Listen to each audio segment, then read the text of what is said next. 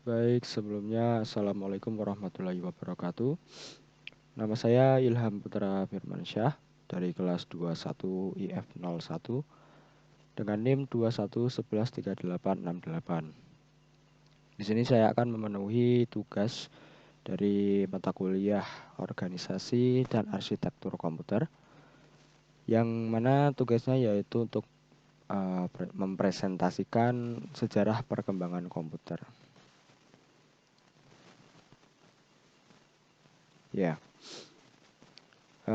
Langsung saja kita mulai. Yang pertama yaitu pengertian komputer. Komputer dapat didefinisikan sebagai suatu peralatan elektronik yang terdiri atas beberapa komponen yang dapat bekerja sama antara komponen satu dengan yang lain untuk menghasilkan suatu informasi berdasarkan program dan data yang ada.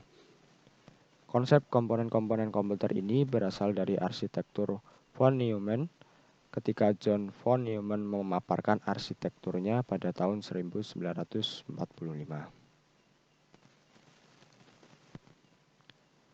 Nah, selanjutnya ini ada beberapa tahap dalam perkembangan komputer. Yang pertama yaitu komputer generasi pertama, yaitu sekitar tahun 1940 sampai 1956. Nah, perangkat komputer yang pertama ternyata dikembangkan untuk desain pesawat dan peluru kendali.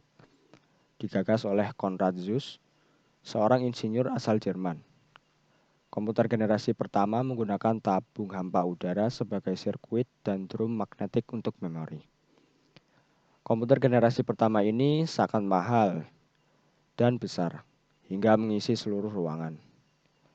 ENIAC komputer elektronik pertama di dunia mempunyai bobot 30 ton, panjang 30 meter, dan tinggi 2,4 meter. Komputer generasi pertama mengandalkan machine language, level bahasa pemrograman paling rendah yang dimengerti komputer. Bahasa pemrograman ini hanya bisa menyelesaikan satu perhitungan setiap waktu serta butuh berhari-hari atau berminggu-minggu untuk menyetel perhitungan baru. Nah, pada zaman generasi pertama ini komputer memang masih sangat susah untuk dioperasikan.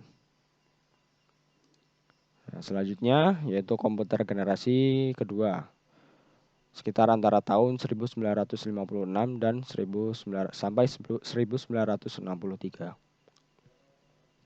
Diciptakannya transistor pada generasi ini mengubah wajah komputer yang dikenal generasi pertama. Transistor menggantikan tabung hampa dan memulai perkembangan komputer generasi kedua.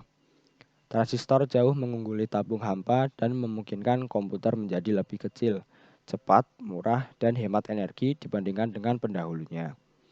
Selain itu, pada generasi ini juga dilakukan pengembangan memori inti magnetik.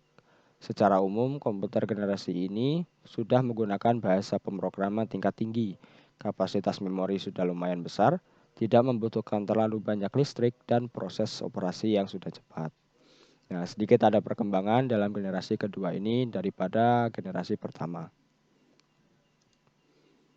Selanjutnya, komputer generasi ketiga antara tahun 1964 dan sampai 1971. Pengembangan integrated circuit menjadi penanda komputer generasi ketiga. Dalam pemakaian komputer generasi kedua, transistor membuat komputer cepat panas, maka komputer generasi kedua mulai ditinggalkan. Kemudian pada tahun 1958, Jack Billy menciptakan integrated circuit chip atau IC, kepingan kecil yang mampu menampung banyak komponen menjadi satu. Komputer pada generasi ini menjadi lebih kecil dan cepat serta murah, memungkinkan juga menjadi tersedia untuk khalayak umum.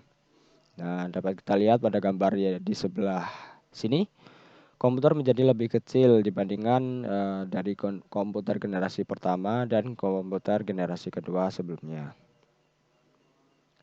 Oke, selanjutnya yaitu komputer generasi keempat.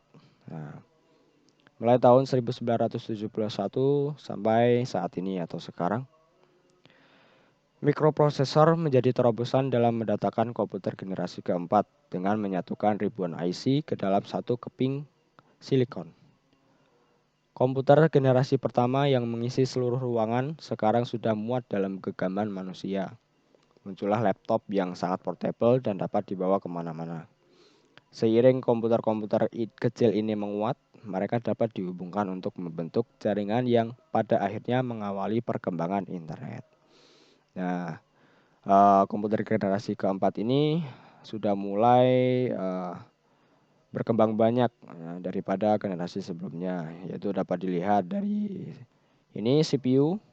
Nah, ini mewakilkan dari komponen-komponen generasi sebelumnya yang dapat memenuhi suatu ruangan sekarang dapat menjadi sekecil seperti ini. Oke, selanjutnya yaitu komputer generasi kelima.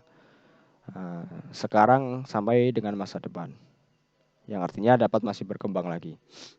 Komputer generasi kelima ini adalah komputer yang kita gunakan ditandai dengan ada munculnya LSI atau Large Scale Integration yang merupakan pemadatan ribuan mikroprosesor ke dalam satu mikroprosesor. Komputer generasi ini ditandai juga dengan komputer kuantum dan penggunaan nanoteknologi juga akan merubah besar-besaran wajah komputer yang kita kenal. Tujuan dari komputer generasi kelima ini adalah mengembangkan komputer yang dapat merespons suara bahasa dan dapat belajar secara sadar. Munculnya semikonduktor.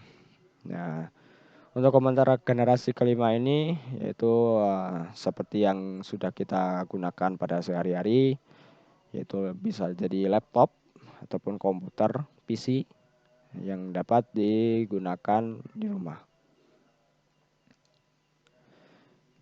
Baik, terima kasih. Mungkin itu saja presentasi perkembangan arsitektur komputer dari saya. Ada kurang lebihnya mohon maaf. Saya akhiri. Wassalamualaikum warahmatullahi wabarakatuh.